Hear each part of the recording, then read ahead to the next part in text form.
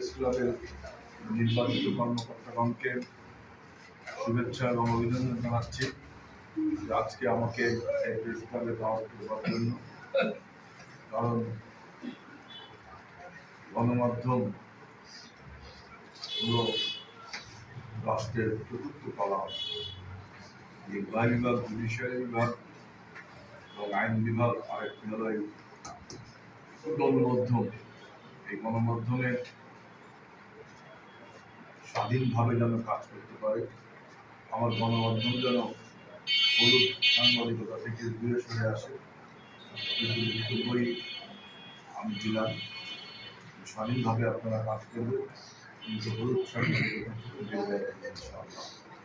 আর আমাদের এই প্রেস ক্লাবের উন্নতিকর যে কথাগুলো বলা হয়েছে, ইনশাআল্লাহ আমরা এই প্রেস ক্লাবের উন্নতি করতে চাকরি করা দরকার। আমার সাথে যোগাযোগ করুন, আমি ইনশাআল্লাহ এই প্রেস ক্লাবের আমি একজন শান্তবাদী মানুষ।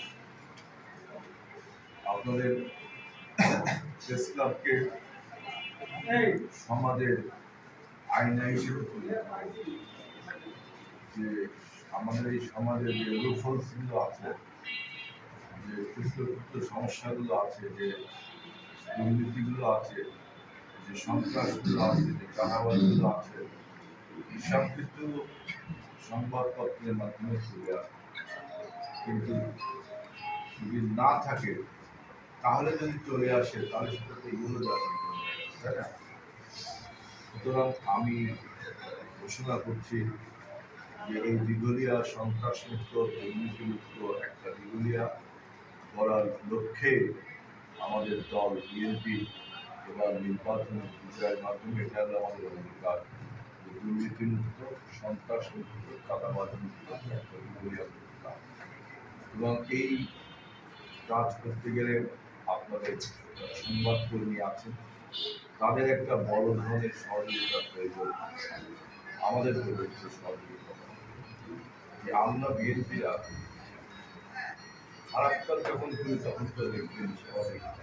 আবার জনবান্ধব যে কাজগুলো করি সেগুলো যদি প্রচার করেন, তাহলে কিন্তু সমাজে মানুষ বুঝতে পারে বর্তমান সরকার, বর্তমান ক্ষমতাসীন দল জনবান্ধব কাজ করছে। একটা জিনিস মনে রাখবেন, গত 17 বছরে আওয়ামী লীগ যেভাবে সংবাদ মাধ্যম বলেন আর এগুলিও প্রশাসনভাবে চালিয়েছে, বিএনপির কাছ থেকে 180 ডিগ্রি উঠে যায় কাজ করে। আমরা মনে করি যে যারা আমাদেরকে ভোট দিয়েছে তাদেরও আমরা এমপি, যারা আমাদের ভোট দেয়নি তাদেরও আমরা এমপি, যারা ভোট দিতে ভোট কেন্দ্রেই যাননি তাদেরও আমরা এমপি। সুতরাং আমরা এবার জয়লাভ করেছি সামগ্রিক জনতার জন্য জয়লাভ।